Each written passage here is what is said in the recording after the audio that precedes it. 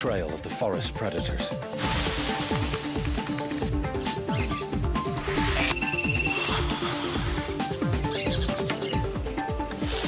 That is a cat. That's really good news. This is a brand new camera, it's never even been used before. Why is it scary? I know, I'm sure it's fine. You've still got it. There's something quite big walking around underneath the tower. I'm just trying to see what it is. It has a mind of its own a lot of the time.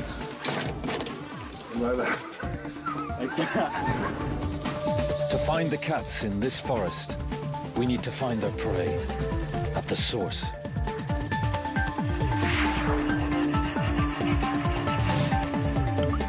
In the hottest months, drying riverbeds lead animals straight to shrinking waterholes.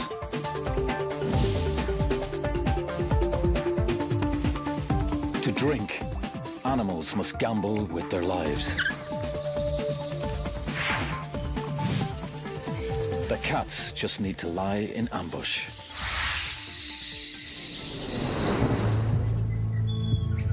These hidden pools are a perfect place to meet cats after dark, when they're most active.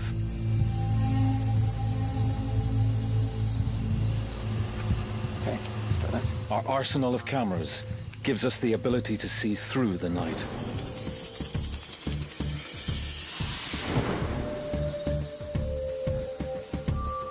The Starlight camera takes available light from stars or moon and magnifies it, allowing us a cat's eye view of the forest.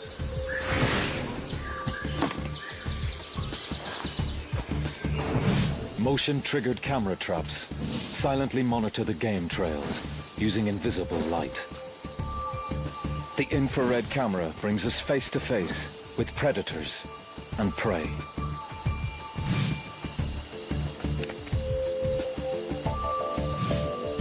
Warm-blooded mammals can't hide from our thermal camera.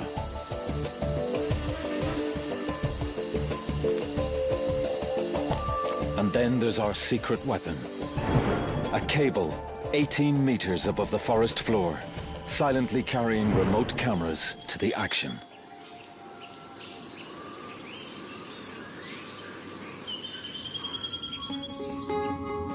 All of this unique technology has just arrived in Costa Rica's Santa Rosa National Park. The aim? To film one waterhole with cable cameras and remote cameras, as well as camera traps spread further afield. The location is perfect. A drying riverbed that attracts prey and camera-shy predators from a wide area.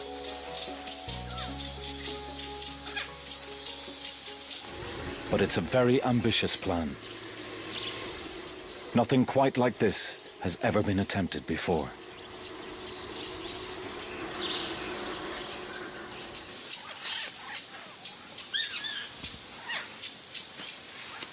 "50 years ago, most of this land was pasture, and ranchers shot cats on sight.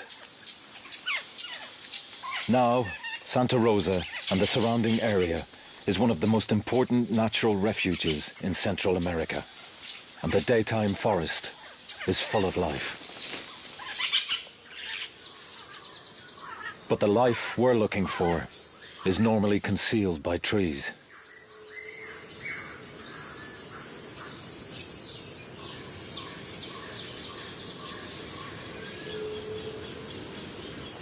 Four months previously, the river flows, and Santa Rosa is a very different place.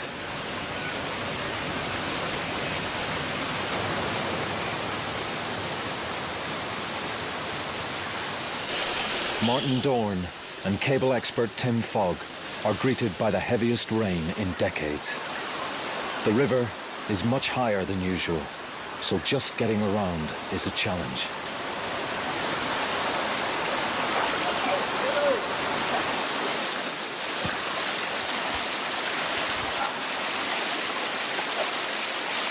Tripods, eh?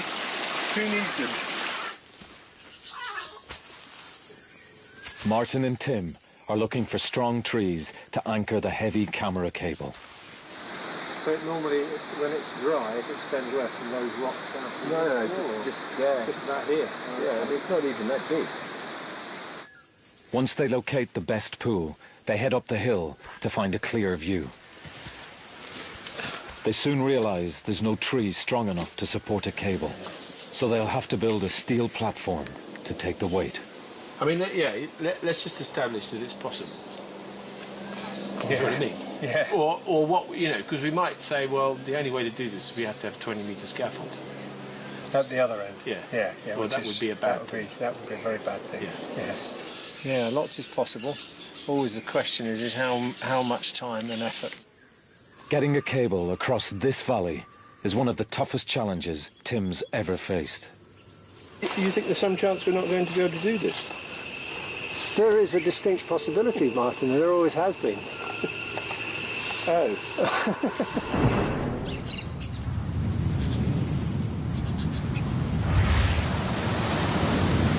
The dry season winds drive water out of the forest.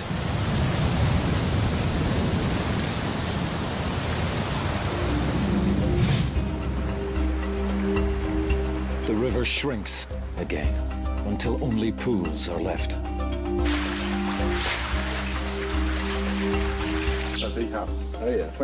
Jaguar scientist Eduardo Carrillo has studied cats here for 25 years. He guides us to the most likely filming sites. 10, 20 years, a lot of... He knows the cats are here through his pioneering use of camera traps. Ocelots, small, shy rodent hunters. Pumas, 60-kilo deer hunters.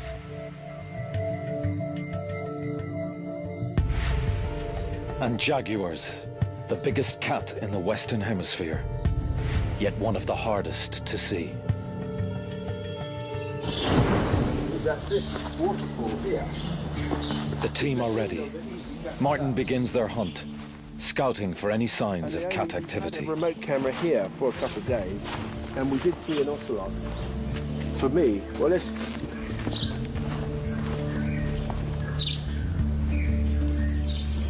What's that? That's a cat. Yeah, no, perfect. It's an ocelot footprint. Good eye, Martin. Really good eye. Downriver, camerawoman Justine Evans finds her own evidence. Look at this. That is a cat. It's large. That's a puma or a jaguar. That's really good news, because we've got about 4 different pools here to choose from, all within a kilometre stretch, and to see some evidence of a big cat coming into this particular pool is a really good sign. It's time to build the overhead camera rig. Everything needs to be carried in by hand.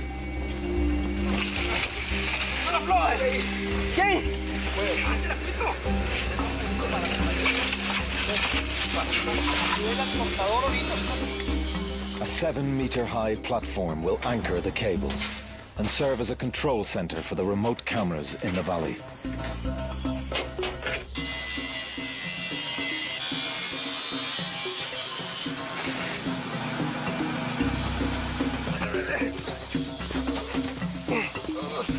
The steel cables arrive. Carrying these 150-kilo weights to the site is just the beginning.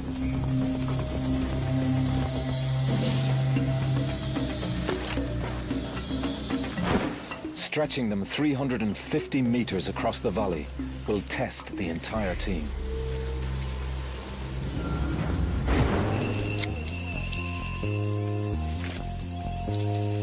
One, two, three. Crossbows shoot thin line over the trees, but only 100 meters at a time. Yeah, I can see it. I'll just pause up again. This is just getting worse and worse, really. Then we must untangle the line before firing the next length. 3, fire! It's a major challenge, and everyone's feeling under increasing pressure. We sure we want this? Why is it scary? I know, I'm sure it's fine. You've still got it. It's still going back to the tree. Nothing scary about it. My confidence has gone since I couldn't open the box. Yeah, I'm chuffed with that bit. Yeah, I am. I get chuffed with each bit. But as I say, then you go, oh God, the next bit. Because the next one, the cables are getting heavier and heavier. The pulley systems are getting bigger and bigger. We're into big winches and things now, so. A week later, we finally get the line across the valley and into position. Now the team needs a volunteer to zip line down the cable and clear away branches. Jim Spickler has a head for heights. Pretty exciting. Continuing on, I got about 100 meters completed. Got about 200 more.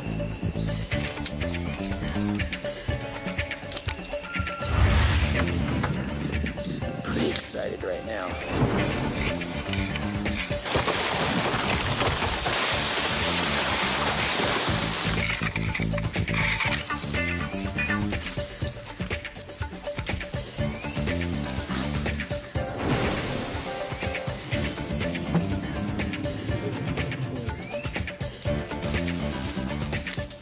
Done well. The cable is ready for action. The dry season tightens its grip and the pools are shrinking fast.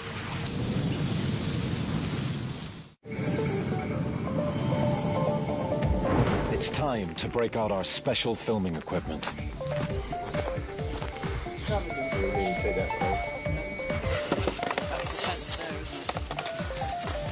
Among our most important tools are the trap cameras.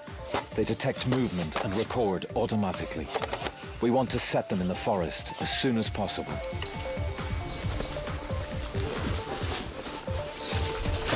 Cameraman Nick Turner has worked in this difficult location before. He has some good ideas for places to set camera traps.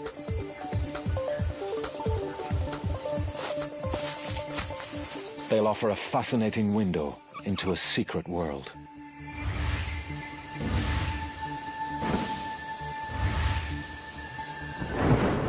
We'll also need to rig remote control cameras to track and film our targets from the tower.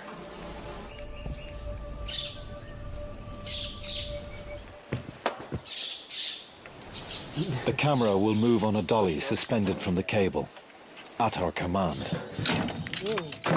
If we can fine-tune its controls. String is a reliable piece of technology. All this stuff runs out of battery and has a mind of its own a lot of the time. Like that. At the moment, cable dolly goes in its first outing. So how do you? We're ready. I'm just going to turn the power on. Got control? I'm not really happy with that. Well, I'll be a little filling. I'm not sure I'm going to. I don't be able to run this through my hand.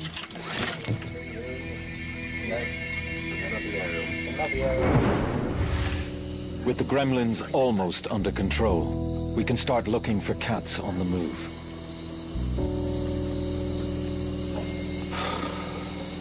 The first 48 hours of scanning prove how elusive the cats are.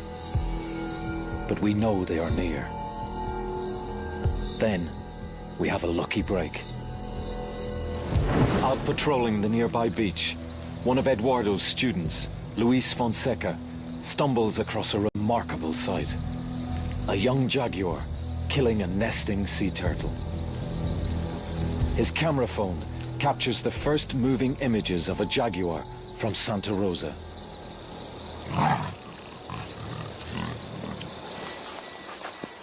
The next morning, Justine visits Luis to gather clues about the jaguar's movements. Hi, Luis.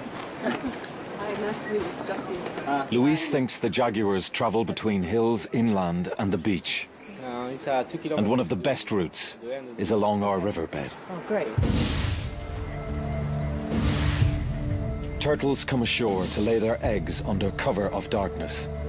And sometimes, a jaguar is waiting. It uses powerful jaws to puncture the turtle's skull, killing it quickly. Luis takes Justine to the area. If the jaguar returns, a trap cam will be waiting. Once the lid's closed, we can leave it running for 2 months. Back at the tower, news is good. Got your camera ready? Yes. The dolly's working well now, and there's no wind. At least we've got a camera in position, so if anything does happen, we can see it.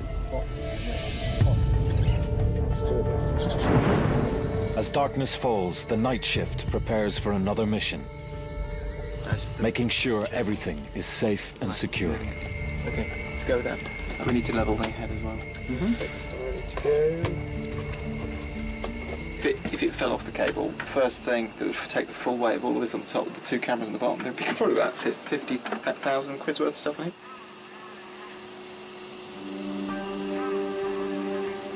A clear, still night welcomes the camera out. The bright moonlight gives the Starlight camera an aerial shot of this amazing new world. When we add our thermal camera to pick out warm mammal bodies, the forest turns transparent. I mean, I've not seen anything like this. It's really cool.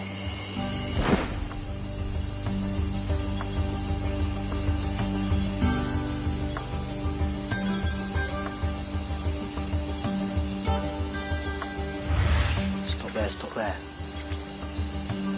It looked like something moving in the trees.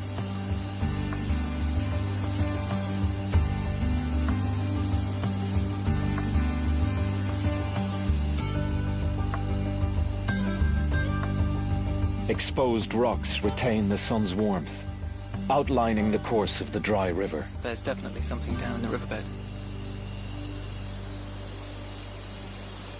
Slow down, stop.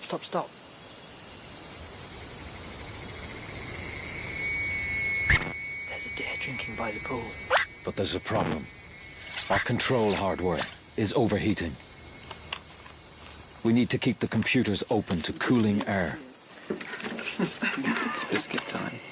We found out that the optimum space that the laptop needs to be open is exactly the same as the packet of biscuits that we get, so... It's time to wedge a pack in the laptop. The fortune of the project now depends on a pack of cookies.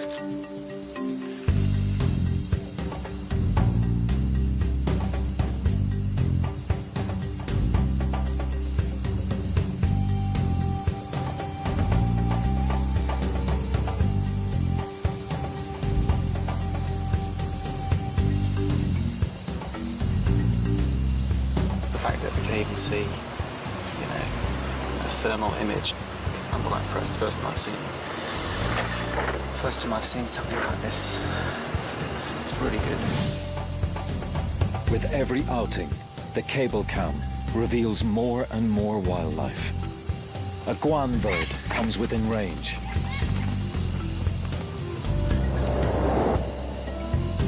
We capture an elusive tree porcupine creeping through the branches.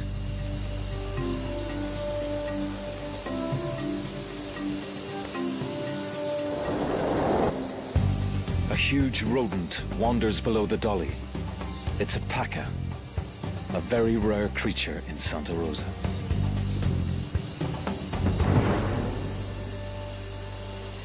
With our eye in the sky up and running, the team's confident it's only a matter of time until the cats appear. But we can still only see part of our target area.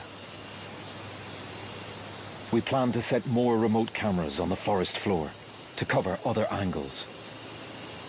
Something moving in the trees. Stop there.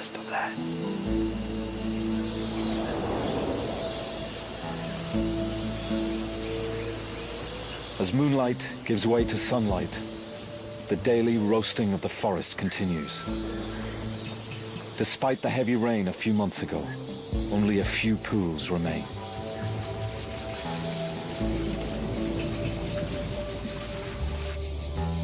It's now 40 degrees in the shade, and the monkeys are feeling the heat.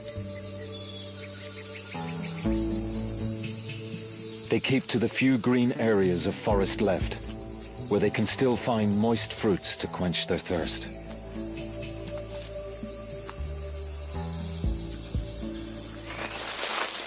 Down on the forest floor, the dry leaves are now as crisp as potato chips.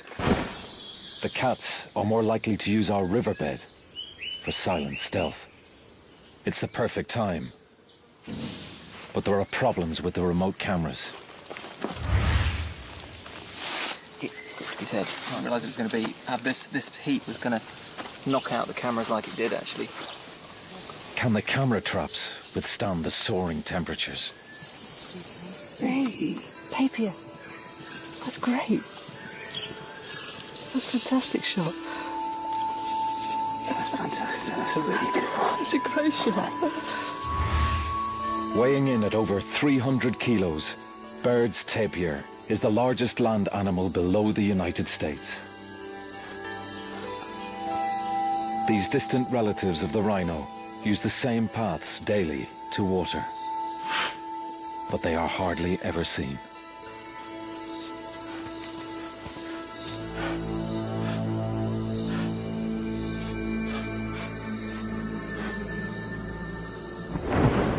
That's loads of them.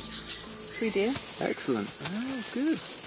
Nice to get more watery stuff, won't it?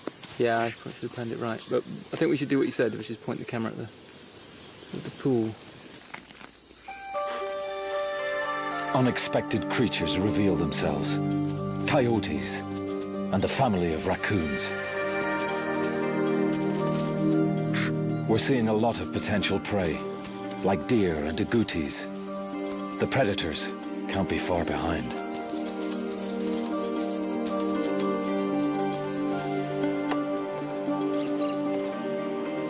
Oh my God! It's a puma! It's like there's no doubting that shot.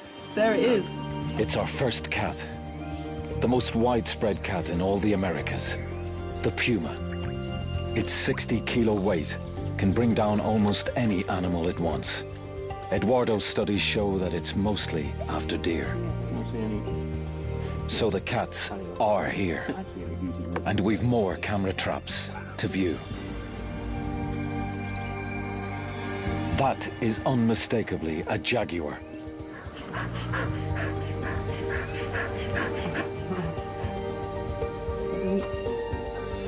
Another incredible image, up close and very personal. Jaguars roam great distances, but they tend to remain in one area for a week or so. Which means there's a good chance we'll see this cat again.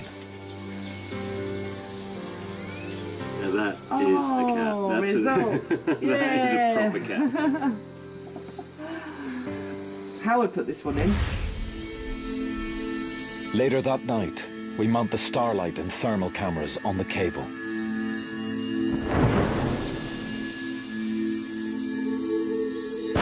On the ground, we deploy infrared and thermal cameras, hoping to shoot the jaguar's return.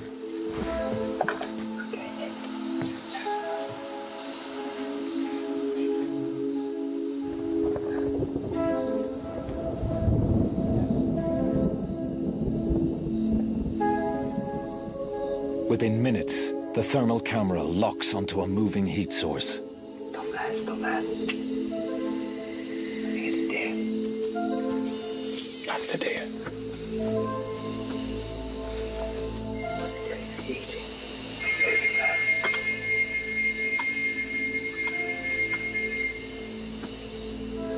Okay, we're just going to watch it and see what it does for a while.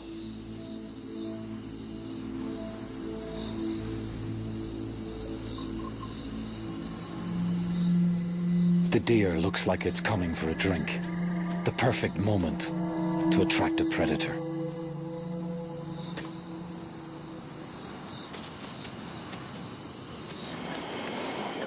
Something coming in. I know. Let's slow down, stop. Oh, it's a tapir, I think. Do you want to just let the dolly out really slowly and smoothly? That's it. Really slow. Sorry, okay. This is a unique moment. Up till now, Wild tapirs are practically unfilmed. They're too secretive. And here, we have a female tapir, completely unaware of cameras, beaming her live image back to the tower.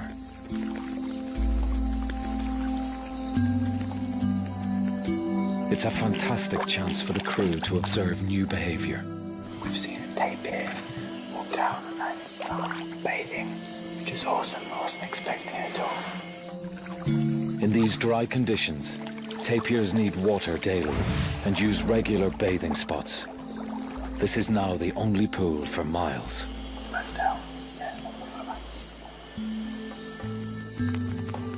Soon, a second tapir appears.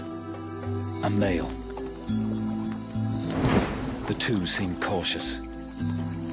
It looks like they know each other. He may recognize her scent, because he probably can't see her in this level of darkness.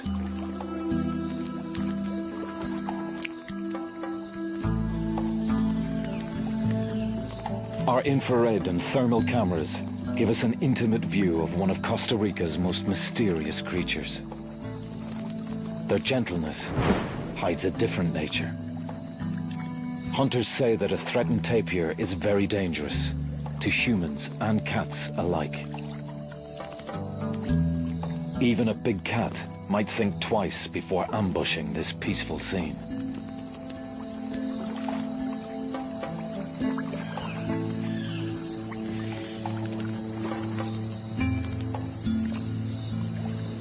First time I've seen something like this. It's really good. Nice.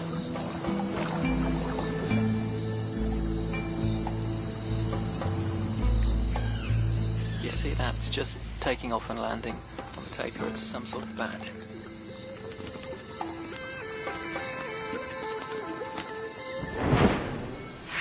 That can only be a vampire. It's drinking blood. The crew now realize they're in vampire country and may be targets themselves. There's bats everywhere. I think they must be here for the deer. From the ground-based thermal camera, it looks like the deer are also in the vampire sights.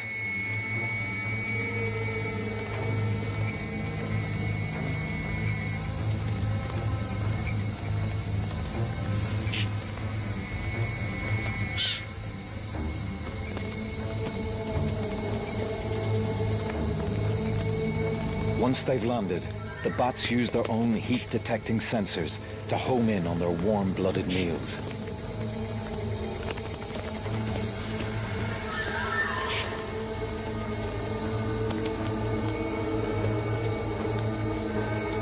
But the deer can hear the hopping vampires.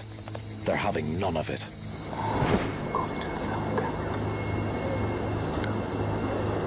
On the remote camera, Nick notices a mysterious shape glowing in the bushes. Oh, well, I don't quite know. It's in amongst the branches. Yeah, there's something, isn't there? There's a hot spot back there. Something through those branches. It's definitely a cat, but I just can't see what it is.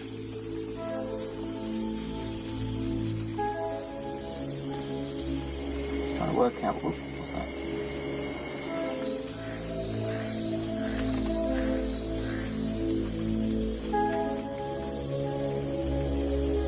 A rustling toad attracts the cat's attention.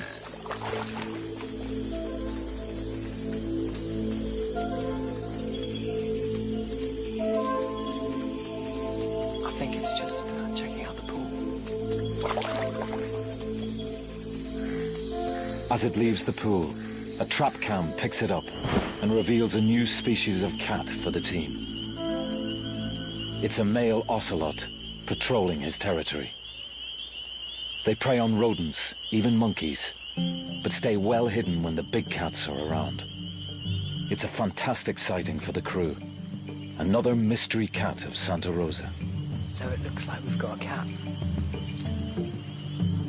We're on a high. Then, disaster strikes.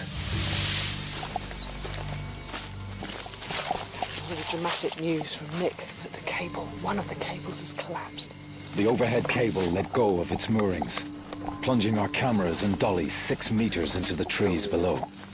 The cameras could be destroyed. We'll have to release the tension. But it could have been worse. This was the cable that Jim was climbing on only a few hours ago. And he could have come down. I mean, he wouldn't have... Like a vampire, the Starlight camera's light-sensitive lens will burn out at sunrise. So it's just going to climb, or do you think we should just try and get the angle of this right? I'm going to pull it back and just try and re-engage it by rolling it down the hill. No, they don't need to proceed together. The team must send someone up into the canopy to rescue the stranded camera. The rig survived the initial impact, but if the cable collapses further, the project will be over. I think after this, take the camera off and lower it down. The dolly is stuck. If knots come apart. As night turns to dawn, the crew face one of their greatest challenges. Could you just gently pull just put tension on it, just gently pull it. We just want to see what happens now. Down towards the end. Yeah, it's never going to get to the end of the friction. To get the dolly down, we'll have to dismantle it in mid-air, a piece at a time. You need more tension, more slack up there. Try and get to the end of the spring. So that's entirely unfair. It's subjective. I believe the process is painstaking and dangerous. unfortunately, the pulley's going to be on top of me as well. By early morning, the last sections are safe, but it's a mess, and it'll take a couple of days at least to put it all back together.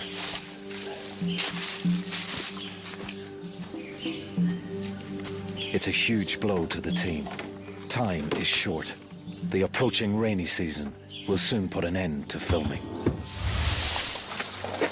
When the dolly's ready, work resumes on searching for the mysterious cats of Santa Rosa.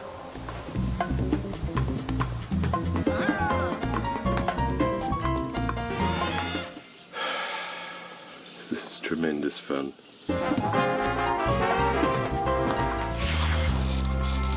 With the dolly back online, we're ready for the final sweltering week's vigil to see big cats in the wild.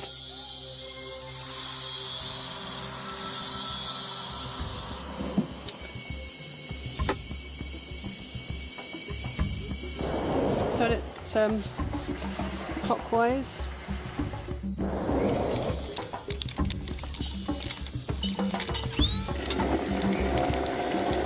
We keep the valley and waterhole under 24-hour observation. But in the searing daytime heat, the cats are keeping a low profile. Oh, there's a herring. It's back.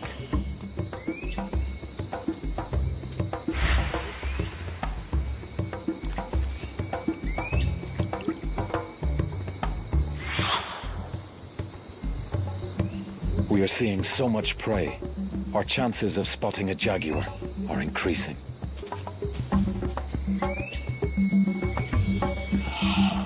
The trees have now lost most of their leaves, giving us a clear view along the riverbed. Taking one off. Okay, right. Let's go further out. Yeah. Our window of opportunity is finally open. Say when. The temperatures reach 45 degrees in the shade. If animals want to drink, they must come here.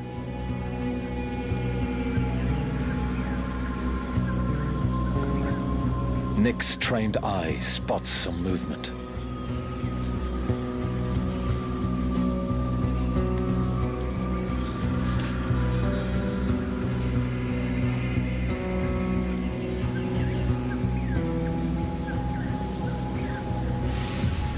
It's a puma, right by the waterhole. It's looking over towards the waterhole.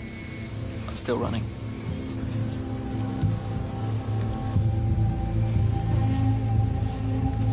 She's up. Keep it steady, Howard. A mother and fawn are drinking just 200 meters from the puma.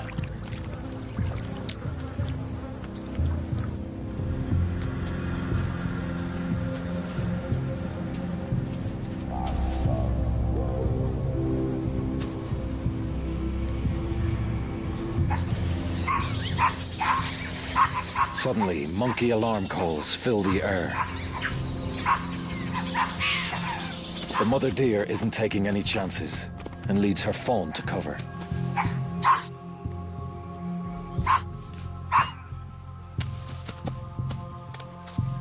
In daylight, these sharp-eyed capuchins can spot predators in the distance.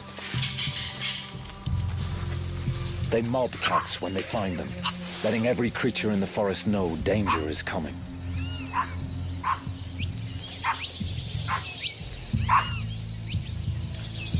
These alarm calls are one good reason why cats prefer the night.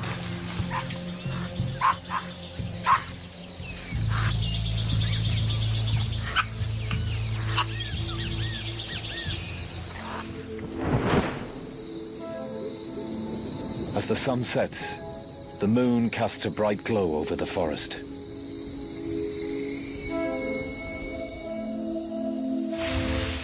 Up in the tower, the crew prepare the starlight camera.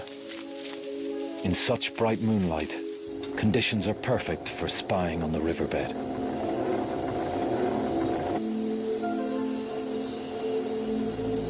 Quietly and carefully, the team ease the dolly out over the trees.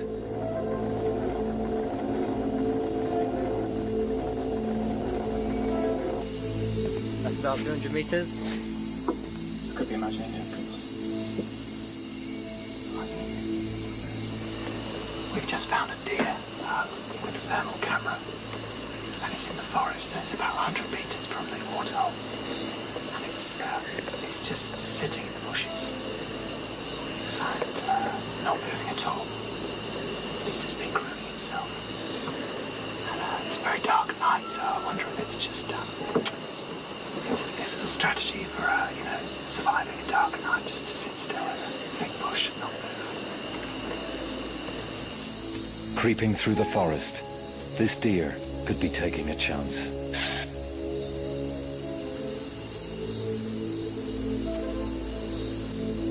Our trap camera picks it up at the waterhole, just the sort of prey that would attract a big cat. The thermal spots a nervous tapir on the edge of the pool. The team reposition the overhead camera.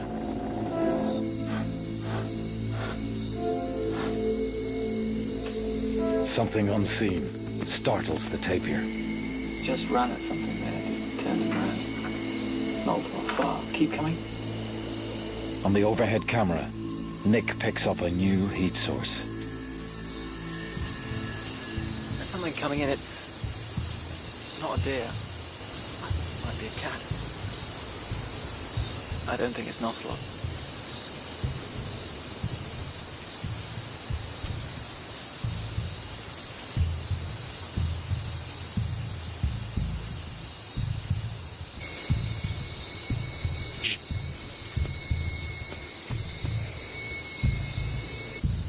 It's a puma, and it's on the prowl.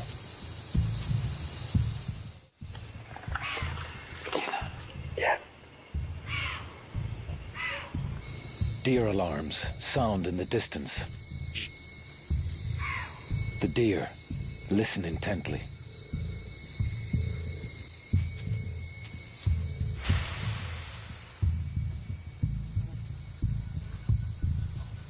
I think it's chasing something, a mouse or a rat or something like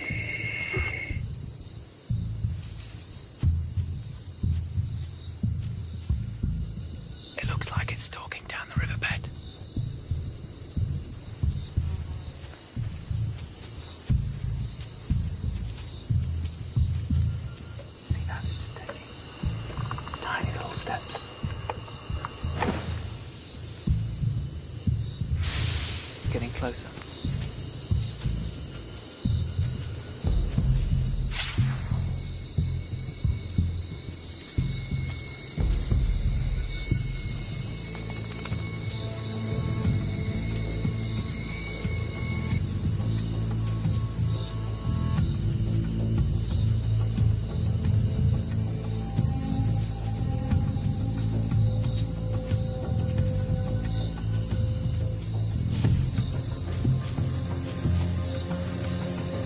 The puma is within striking distance.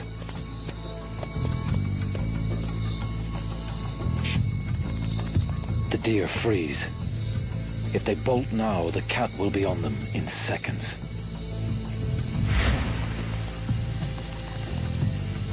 I can just see him through the branches.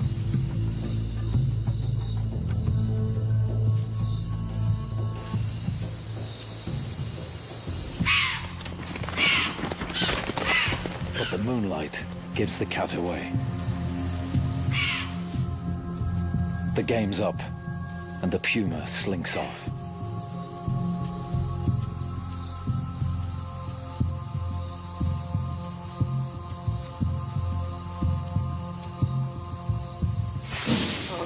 Just went on and on, didn't it? Went right under the cable.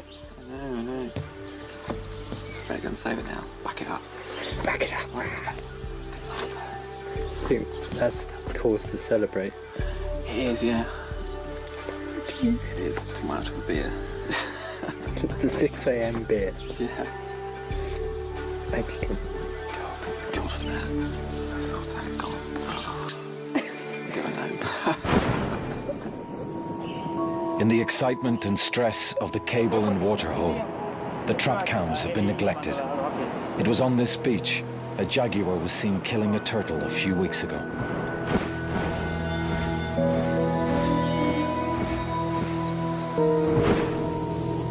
Nick rushes back to camp with some good news.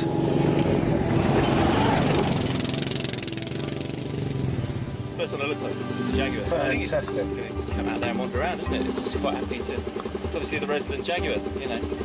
What, male or female? The trap cams have recorded more jaguars. That's it, we got a jaguar. There's a jaguar there, yeah. I'm not going to high-five you because I said... No, that is absolutely awesome. Yeah, it's good. Pigeon, yeah. Martin calls in jaguar expert Eduardo to share our success.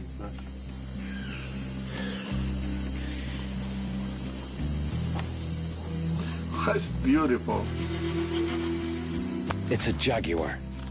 100 kilos of big male, sharpening his claws and scent marking his territory.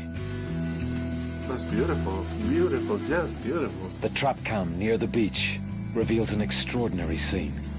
Another male finishes his turtle dinner.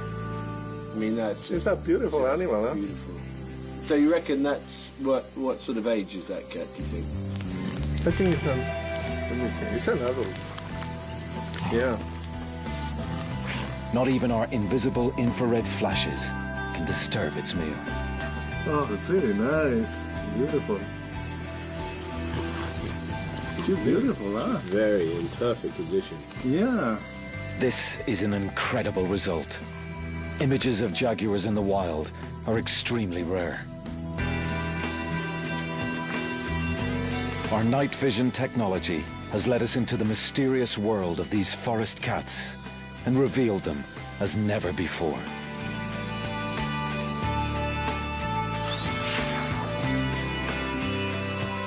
The final camera trap holds the biggest surprise.